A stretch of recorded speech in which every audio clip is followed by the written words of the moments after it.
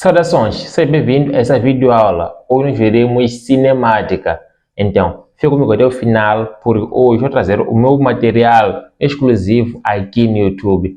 E o propósito é de agregar valor e aumentar as suas habilidades à física.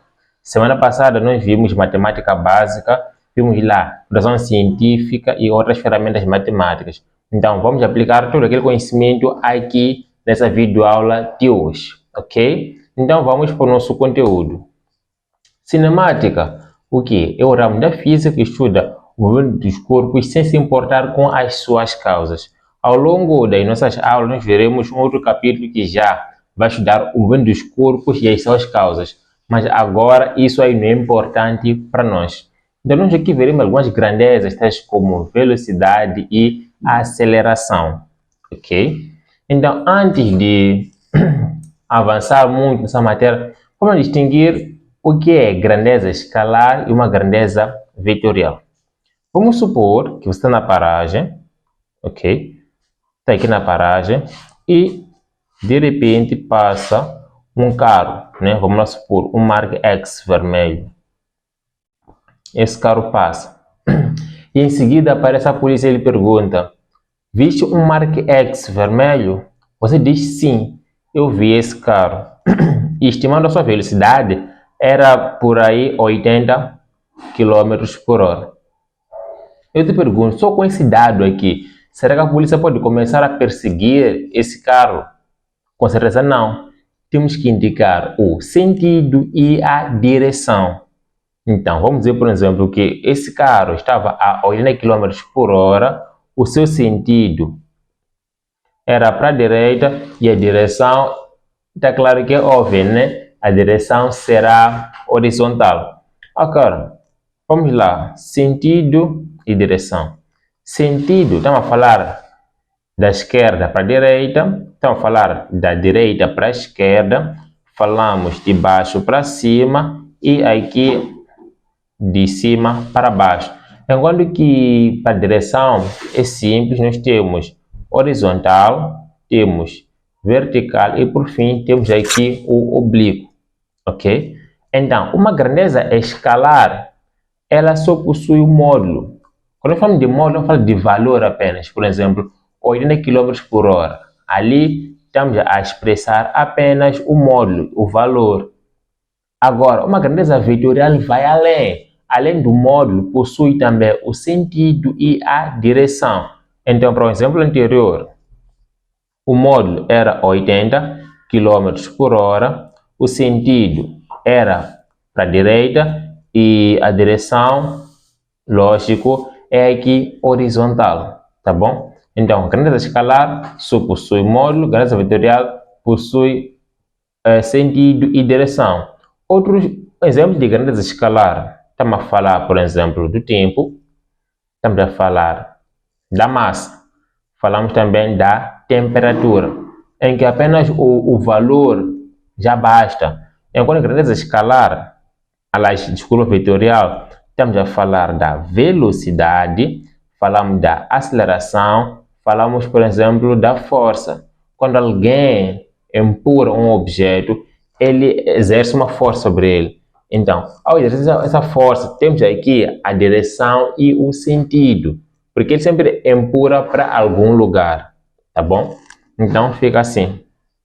Então, depois desses conceitos básicos, vamos entrar agora para o movimento retilíneo uniforme. Uma característica desse movimento é que a velocidade ela permanece constante. Constante quer dizer que não varia, tá bom? Então fica assim. Nesse movimento a velocidade ela é constante. Então vamos lá ver aqui alguns casos. Nós temos, por exemplo, um carro que percorre, que em 1 hora percorre 60 km. Em 2 horas 120 km e em 3 horas vai percorrer 180 km. Então, vamos lá dividir esse valor aqui do espaço pelo tempo decorrido.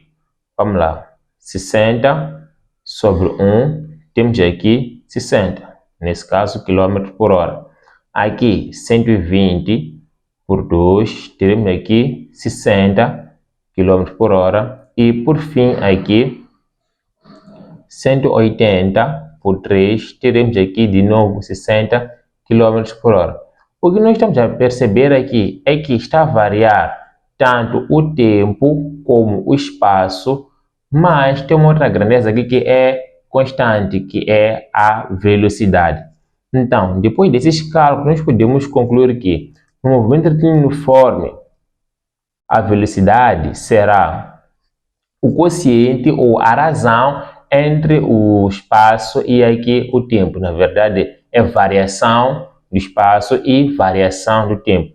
E o que é variação? Variação sempre é a diferença entre o parâmetro final menos o parâmetro inicial. Então, para o tempo, por exemplo, ΔT será o tempo final menos aqui o tempo inicial. Sempre que nós temos aqui esse zero aqui, estamos perante o início, ok?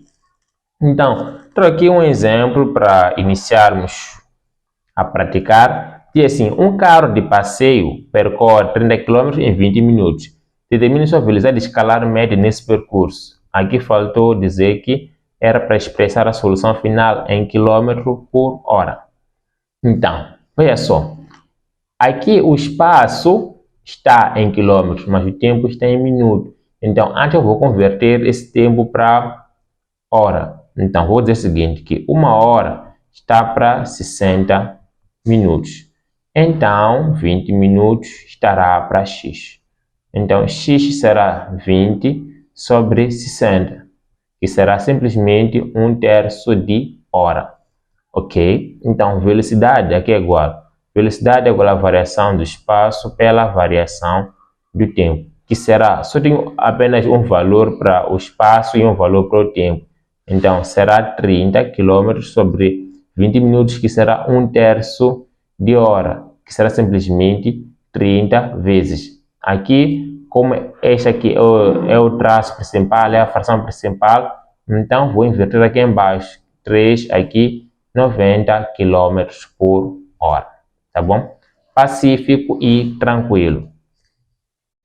Ok, veremos agora como achar a velocidade média quando um corpo faz diferentes trajetórias. Vamos lá supor aqui que um certo carro partiu da cidade A para a cidade C, passando da cidade B. Então, de A até B temos espaço 1, temos tempo 1. E de B para C temos espaço 2 e aqui tempo 2.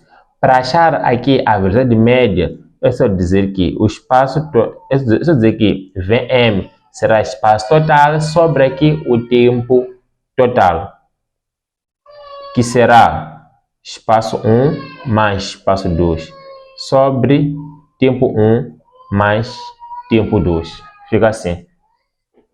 E é assim, antes de eu avançar aqui com a minha explicação, dizer que muitos estudantes que eu recebo ano após ano confundem quando usar essa expressão e quando usar esta expressão aqui. Então, eu vou explicar isso agora. Então, preste a sua atenção. Vamos lá supor que nós temos aqui dois extremos. Então, aqui o corpo, o carro tem, por exemplo, ela está, ou no instante inicial, está na posição S0. E no instante T está aqui na posição S. Veja só, aqui nós temos valores extremos, que é início e fim. Então, para esse caso, diremos que a velocidade média será espaço final menos espaço inicial sobre o tempo final menos o tempo inicial. Mas para esse caso agora é diferente. Por quê? Nós temos valores intermediários. Aqui em cima temos valor extremo, que é o início e fim. Mas aqui nós temos valores intermediários. Por exemplo, aqui nós temos espaço 1, tempo 1. Aqui espaço 2, tempo 2. Então, nesse caso de valores intermediários, nós diremos que a velocidade média será espaço total sobre o tempo total, que será espaço 1 mais espaço 2 e aqui tempo 1 mais o tempo 2. Então, de novo, nos valores intermediários, que é aqui início e fim, nós fazemos aqui a diferença. Fazemos a diferença, mas para valores intermediários, temos aqui espaço 1, espaço 2, tempo 1, tempo 2, fazemos a soma. Essa é a diferença. Se você perceber isso aqui, então acabou. Então, trago aqui um exemplo para praticarmos o seguinte. Um chapa percorre a distância de 480 km entre museu e jardim, com velocidade escalar de 60 km por hora.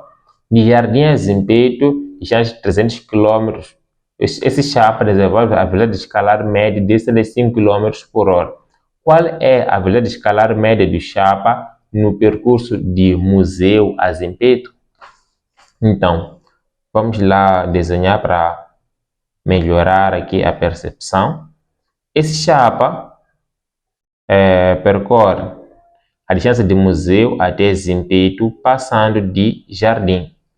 Então, diz o seguinte, que de museu até Zimpeto a distância é de 480 km. E esse trajeto ele faz em alas com velocidade de 60 km por hora. E na outra distância, que é 300 km, a sua velocidade é de 75 km por hora. Então, aqui o objetivo é achar a velocidade média de museu até jardim. Então, como nós vimos no slide anterior, nós temos duas expressões para usar. Uma que nós temos a diferença e outra que nós temos soma. Agora, para este caso em particular, nós temos valores, o que você acha? Valores extremos ou intermédios? Intermédios, por quê?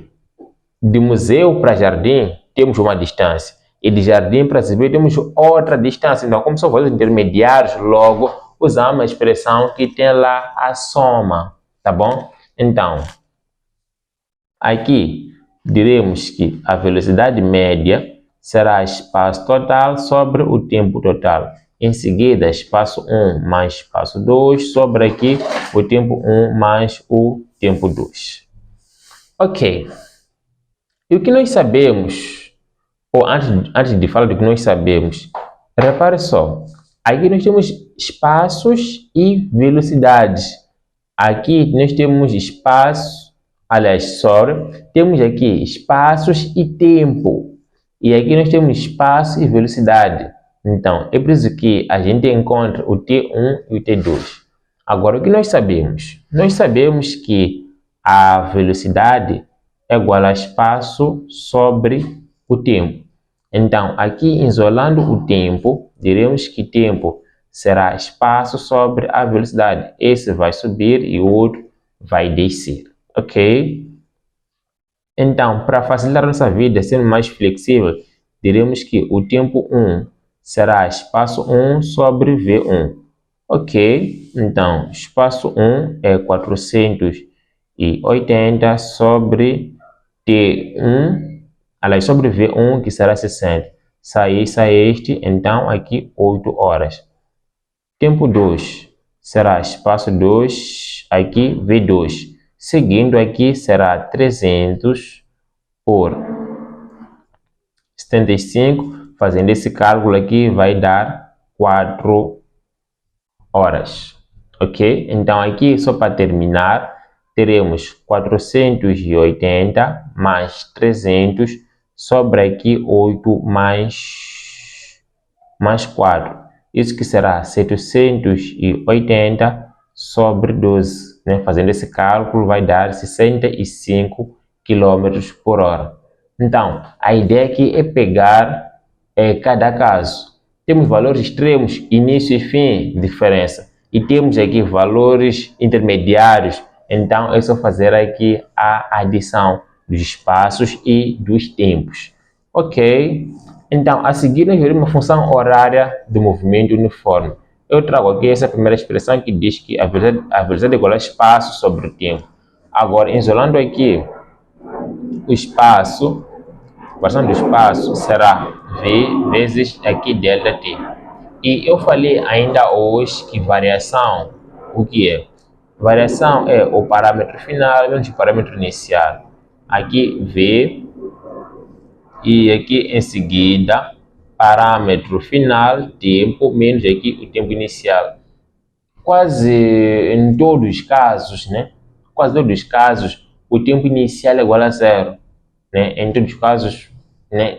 Vou dizer 99%, sempre o tempo inicial é igual a zero. Então, nós também vamos usar disso para anular aqui o T0. Ao fazer isso e levando esse termo para lá, diremos que o espaço será igual ao espaço inicial mais V vezes o T. Então, aqui nós estamos perante a função horária do movimento uniforme. Ok? Então, vamos lá ver aqui esse exemplo que diz o seguinte: um móvel realiza um movimento uniforme num determinado referencial. Seus espaços variam com o tempo segundo os dados da tabela. Então, nessa tabela temos aqui os valores do tempo e do espaço. Então, a linha A nos pede o espaço inicial e a velocidade escalar do movimento. Ok? Ok. Então, para responder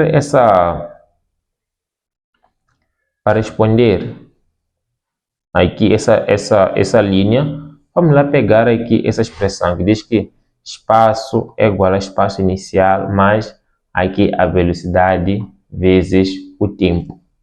Então, nessa expressão aqui, se eu igualar o tempo a zero, o que vai acontecer?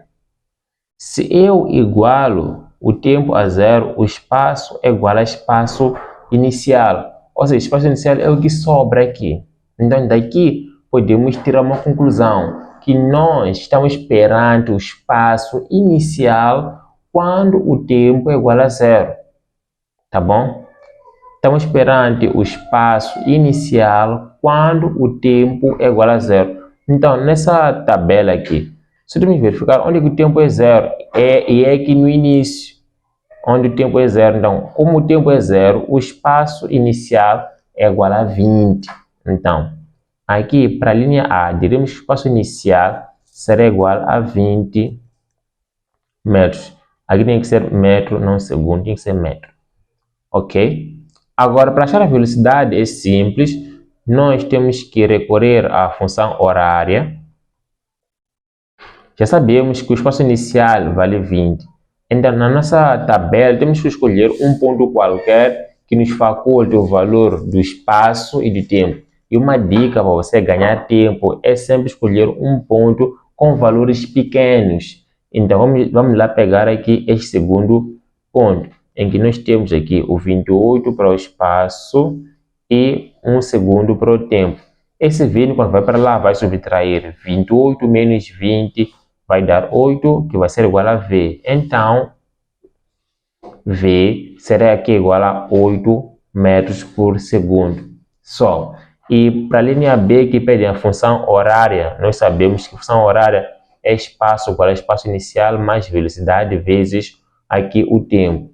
Então, daqui espaço será igual ao espaço inicial, que vale 20, mais 8 da velocidade vezes o tempo. Então, essa é a expressão que gerou a tabela acima. Vamos lá, por exemplo, substituir onde tem tempo por 2.